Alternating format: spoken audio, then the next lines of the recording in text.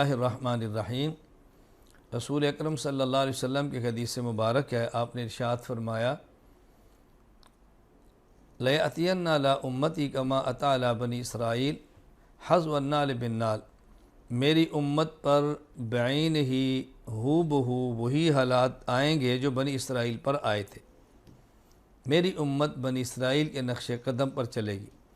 حتیٰ ان کان منہم من اتی امہ علانیہ لَيَأْتِيَنَّ فِي أُمَّتِي مَن يَصْنَعُ ذَلِكَ۔ حتیٰ کہ اگر بنی اسرائیل میں سے کوئی شخص اپنی ماں سے بد کرداری کر چکا ہے تو میری امت میں ایسے فرد آئیں گے جو اپنی ماں سے منہ کالا کریں گے، الیاذ باللہ، اعاذنا اللہ من ذالک، ایسے لوگ آئیں گے۔ وَإِنَّ بَنِي إِسْرَائِيلَ تَفَرَّقَتْ عَلَىٰ سَنَتَيْنِ وَسَبْعِينَ مِلَّةً۔ میری امت میں بنی اسرائیل میں 72 فرقے تھے۔ وَإِنَّ بَنِي إِسْرَائِيلَ تَفَرَّقَتْ عَلَىٰ سَنَتَيْنِ وَسَبْعِينَ مِلَّةً۔ بنی اسرائیل میں 72 فرقے تھے۔ وَسَتَفْتَرِقُ أُمَّتِي عَلَىٰ 73 مِلَّةً، اور میری امت کے 73 فرقے بن جائیں گے۔ كُلُّهُمْ فِي النَّارِ إِلَّا مِلَّةً وَاحِدَةً۔ ان میں سے 72 جہنم میں جائیں گے، ایک جنت کے اندر جائے گا۔ قیل من ہی یا رسول اللہ، صحابہ کرام نے پوچھا یا رسول اللہ وہ جنت میں جانے والا فرقہ کون سا ہوگا؟ آپ نے ارشاد فرمایا ما انا علیہ و اصحابی، ما انا علیہ و اصحابی، ما انا علیہ نہیں فرمایا، ما انا علیہ و اصحابی، یعنی دین مجھ سے وہ لے جو میرے صحابہ کے ذریعے ان تک پہنچا ہو۔ حدیث مجھ سے لے، معنی میرے صحابی سے لے، آیات مجھ سے لے اور ان کی تفسیر اور شرح میرے صحابہ سے لے، یہ جنتی فرقہ ہوگا۔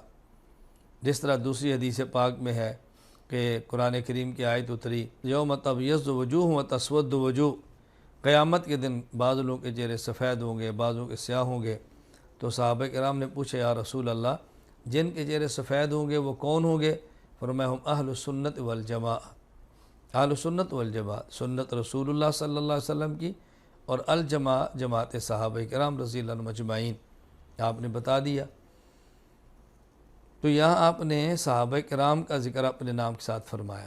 یہاں جو بات میں نے سمجھانی ہے وہ یہ، پہلی بات یہ سمجھیں کہ پہلی امتوں میں 72 فرقے تھے، اس امت میں 73۔ یہ 73واں فرقہ کون سا ہے؟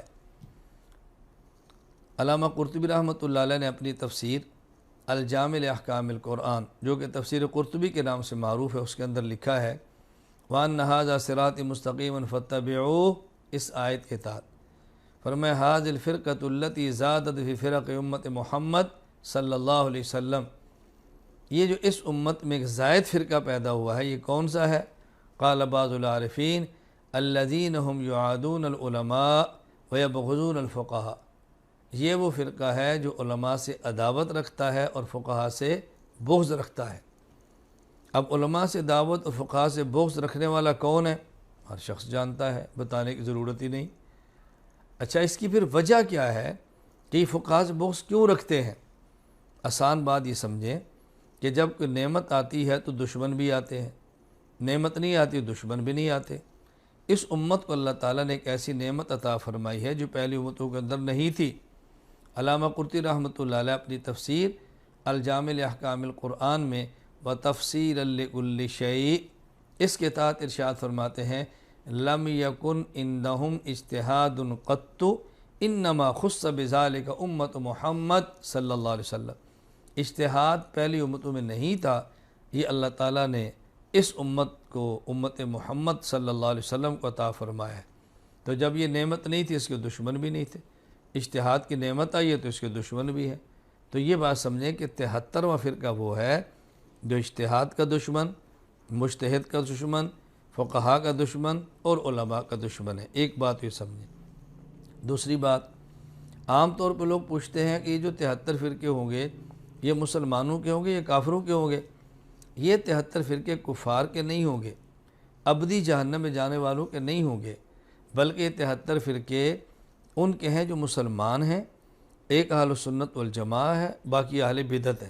یعنی یہ اپنی گمراہی کی وجہ سے ابدی، دائمی اور ہمیشہ جہنم میں نہیں رہیں گے، بلکہ ان کی گمراہی ایسی ہوگی جو کفر کی حد تک نہیں بلکہ بدعت یہاں تک ہوگی تو کچھ عرصہ کے لیے جہنم میں جائیں گے، اپنے اس جرم کی سزا بھگتنے کے بعد اس